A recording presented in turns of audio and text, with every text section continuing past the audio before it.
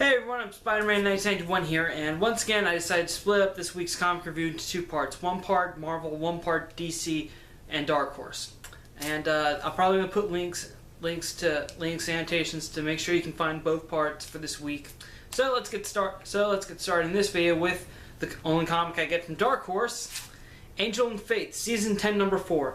Angel fights Pearl, who you may remember from Season 9 as being one of the main antagonists, and she ends up blinding her by using one of the bottles of pure magic by slamming it in her face. Then he's able to capture the head pixie that he's fighting, Corky, and brings her to Nadira, and they're able to use one of the bottles that Corky had forged into trapping him inside it.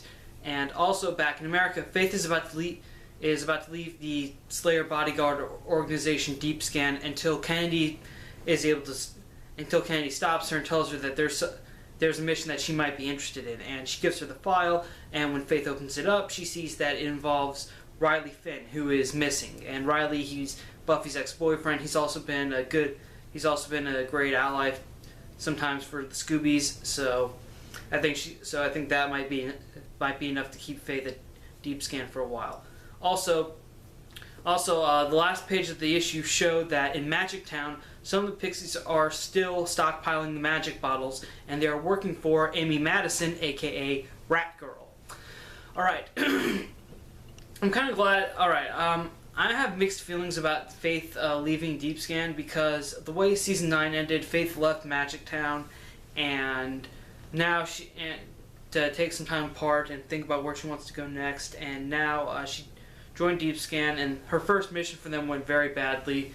So now, she's about to leave, but now she's staying. I have mixed feelings about this because I'm a little glad that they didn't just keep this whole issue Faith is having for just one story arc. They're obviously going to keep doing it for a little while longer, but I hope not for the entire series, because after all, the series is called Angel and Faith, and with that title, you kind of expect that Faith and Angel will be seeing a lot more of each other together, but unfortunately, that's not the case. Also, the last pages kind of set up that Amy Madison could be the big bad for Season 10. Well, for Angel and Faith, at least. Now, for those of you who don't remember, Amy Madison was a girl whose mother was a witch, and eventually Amy took up witchcraft, and I believe Season 2, she turned herself into a rat, and she remained a rat up until about Season 6, when Willow turned her back into being a human, and then afterwards we didn't really see her that much. Then I think we saw her one time in Season 7. Then she made another appearance in Season 8. Haven't read Buffy's side of Season 9, so she must have made an appearance then. But yeah, this could be what Amy's role in Season 10 could be, which looks very interesting. And I think maybe it's about time that Amy stepped more into the spotlight, since she's made an appearance in almost every season, either as a human or a rat. So let's hope that can be good. Alright, time for DC Comics with Batman Eternal number 13. Picking up from the way the last issue ended, James Gordon Jr. is seeing his dad, former Commissioner Gordon, and pretty much tells him that he's here to break his dad out. He says, and of course Jim is resistant to do that, but Junior's saying that, you know, he used to remember when he was a kid that every night Jim would come home tired, beaten, and he'd have a bit of a drink, and basically Junior's just telling him that this city is never going to change. You can't stop fighting it. You're tired. You deserve some rest. You deserve to get away from it. I mean, if this is how basically saying that Jim should take this opportunity and just leave Gotham behind forever. And also, Jason Bard is working with Harvey Bullock to get a police team together, and he goes and sees interim Commissioner Forbes, and pretty much Bard tells Forbes that, oh yeah, we got a lead on the Batman. We could catch him right here. I just need a SWAT team ready to go. And basically Forbes is like, okay, I'm in, and he approves the order, and when Bard and Bullock and Batman comes swinging around a building, and then when Bard sends his men in, it turns out it's actually one of Falcone's warehouses, which who are in the middle of doing some illegal activities, so the police are forced to arrest them. And also the whole time, Jason Bard has Vicky Vale on with him as a ride-along, so since she's a member of the press, and she can report all this stuff. So basically, they get all Falcone's men arrested, and when they bring them to the police station, Forbes is like telling them to let them go, but unfortunately, Bard is saying, yeah, not really, because we have the press with us. They were doing a bunch of illegal activities. Do you really want to do this? And so Forbes is so basically Bard just put Forbes in an awkward position where he actually has to do his job. And later though, Forbes is talking to Falcone about all this. Falcone's tuning him out, and of course Bard and Vale are recording the entire thing. Also, 2 other side stories happen in this issue. Harper Row manages to locate Red Robin's base in Gotham, and also Cluemaster blows up the house of one of Stephanie Brown's best friends. So yeah. Okay. Really like how the Falcone story arc is really stepping up. We're getting a lot more involvement with Jason Bard. I don't know if he's going to stick around for the entire Batman Eternal series or if it's just going to be this story arc. I don't know how far the whole Falcone, because obviously the Falcone story arc is related to Jim Gordon being in jail, and I'm not sure how long this is going to last, or how long Jason Bard's going to be in the series. But it's still great. I think it's still progressing well. Also, the side stuff that I mentioned is very interesting as well. But I'd say most of the focus on this issue is really the conversation between James Gordon Jr. and James Sr.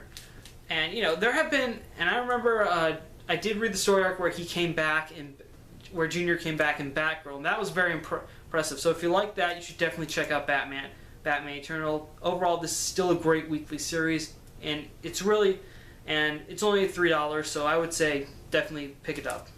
All right, next up, Earth 2 number 25. Superman and Lois Lane are having a very awkward dinner with the Kents, because basically Superman, on Earth 2, he's now basically evil and he's working with Darkseid, and Jonathan and Martha Kent are just scared to death of him. And Lois isn't still in the body of the Red Tornado of Earth 2, and basically she's trying to talk to Martha and Jonathan, but they're not saying anything until Jonathan finally gets frustrated and starts speaking up about how Clark has changed and how Darkseid's done this and is terrible. And at that point, Superman just basically kills Jonathan Kent right there at the table. Then suddenly he gets a call. Then suddenly Bedlam calls Superman and tells him that they've activated the device and they're moving the planet Earth to Apocalypse. And back on Themyscira, Val-Zod is talking to Jimmy Olsen about how on Krypton, when his parents were arrested, he was taken as a young kid. He was taken in by Laura and Jor-El, and they were kind of like his adopted family. Then, when the planet was dying, Laura and Jor-El launched the rockets that contained Kal-El, Kara, Val, and there was a 4th rocket launched. So we don't know who that is yet. Maybe that's something we'll deal with later. But anyways, Val's talking to Jimmy. Then Dr. Fate comes up and shows him and basically gestures that Val needs to see and basically gives him the helmet so that Val can see what's going on. And when Val puts on the helmet, he's suddenly bombarded with visions, takes off, and then realizes he has to be the new Superman. But he says he will stop Superman. He will stop Kal-El, but he won't kill him. And also, this is really weird, but apparently the Dr. Fate helmet was cracked, and Val is able to repair it with the Seek Vision. Suddenly, it's working right again. So that was a little strange. So basically, and unfortunately, glad Val decided to do this because now Earth is being moved to Apocalypse. So Green Lantern and Val go to stop the planet while they also have to deal with Superman.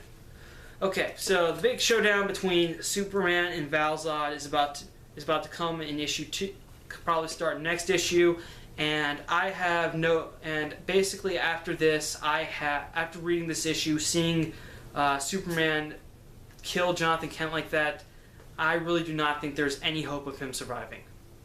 I honestly, I mean, yeah. Fortunately, this is just the Superman of an alternate universe, but still, it's very sad to see if you are a Superman fan. So it's very sad to see that. And even if Superman's still just being controlled by Darkseid, there is no way he can ever go back to wearing the shield or, I guess, being Clark Kent as well. Because Lois, even after he kills Jonathan, Lois declares he's not Clark Kent anymore. And so yeah, it looks like for the Superman of Earth, for Kal-El of Earth 2, his final battle is about to begin, and I really do not think he's going to win. Also, Val-Zod, he looks like a very... also, Val-Zod, I still feel like we're trying to getting to know him a little more, but he seems like an interesting character. It seems like he doesn't want to fight, but he has to in order to protect people because he doesn't want them to get hurt. So I think that will be something to see. That'll be something interesting to see since he's basically going to be the new Superman. But yeah, overall, I would say Earth 2 is still pretty interesting stuff.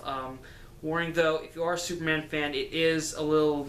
You might feel a little uneasy seeing the scenes where he's evil, but just keep in mind yourself it's an alternate Superman. So overall, I'd say Earth 2 still going strong. Definitely a buy.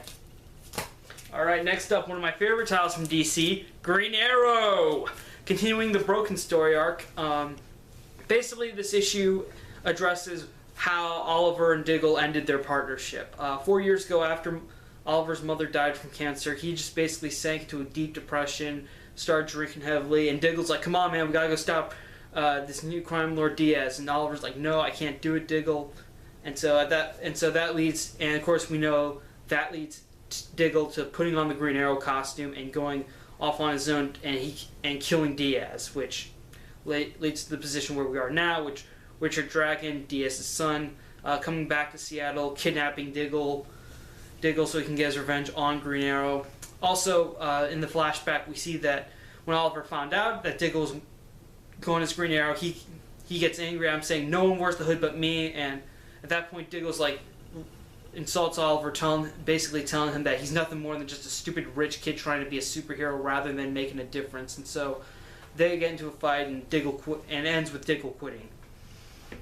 Back in the present, though, Oliver and his half-sister Emiko take care of the longbow hunters, and Oliver tells Emiko to stay with Fief and Naomi while he goes to rescue Diggle, who is being held captive by Richard Dragon. Green Arrow is able to find Dragon's base, but when he gets there, Count Vertigo is also there, and he's able to knock Oliver out. And then when he wakes up, he sees Vertigo, Dragon, and Diggle beaten and tied to a chair. And at that point, Dragon pushes Diggle off a high rise, and at the same time this happens, the gangster that Diggle went to see way back during the Outsider story arc, Talkman, shows up at the makeshift where Fief and Naomi are looking for Diggle, and when he's there basically to kill them, to go back and get back into favor with Richard Dragon. And when he shows up, he basically shoots Fief at the same time Diggle's pushed off the high rise. Okay, so overall, they are really trying their hardest to make Green Arrow seem more like Arrow the TV show with the flashbacks and Diggle and everything. And I think that's good, especially since after issue number 34, Jeff Lemire and Andrea Sorrentino are going to be leaving the title, and it's going to be taken over by the guys who are behind Arrow, like the head writer and the producer are going to be taking over Green Arrow. So this series is definitely going to be a lot more like the TV show. All I can say is good.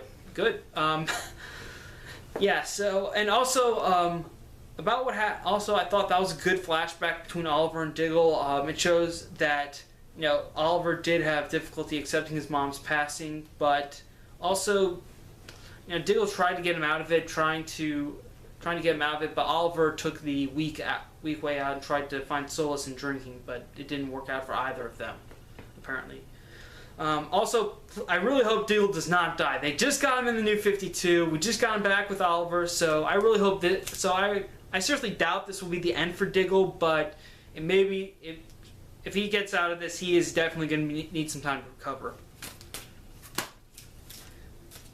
But yeah, overall, Green Arrow. I would say if you're enjoying Arrow, like I always say with this book, if you're enjoying Arrow the TV series, you should definitely check out the Green Arrow comics, starting with Jeff Lemire's first story arc.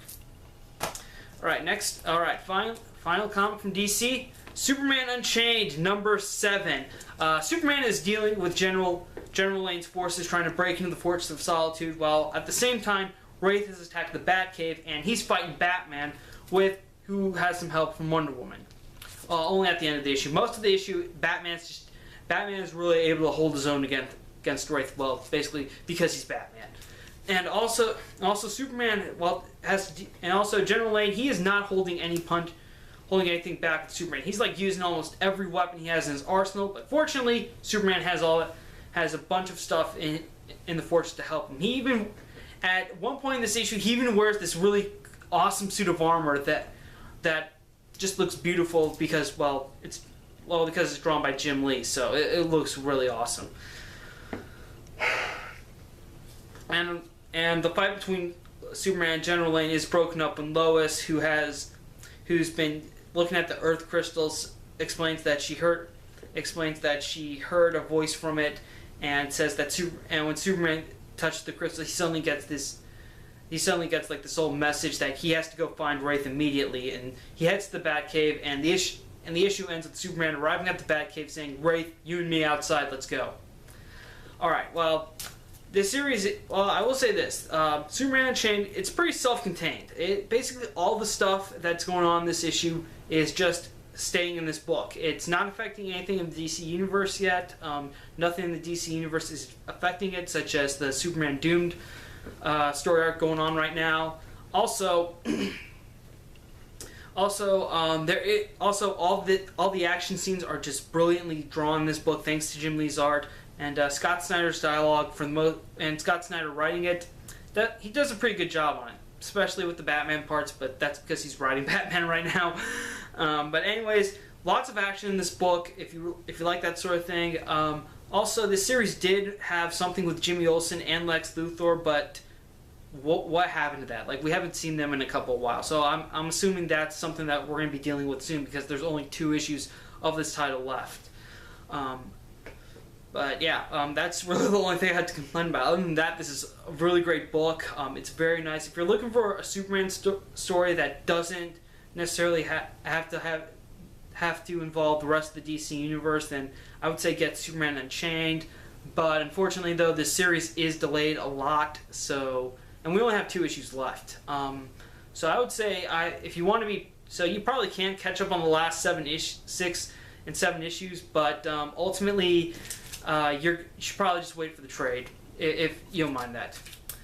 So, anyways, that's all my DC comics this week, and the Dark Horse comic I get. Again, thank you for watching. Thank you for checking out my channel. I'll put an annotation to my Marvel Comics this week review for this week somewhere in the video. You should probably see it soon. Anyways, again, thanks for watching. I'm Spider-Man 1991 saying see you later.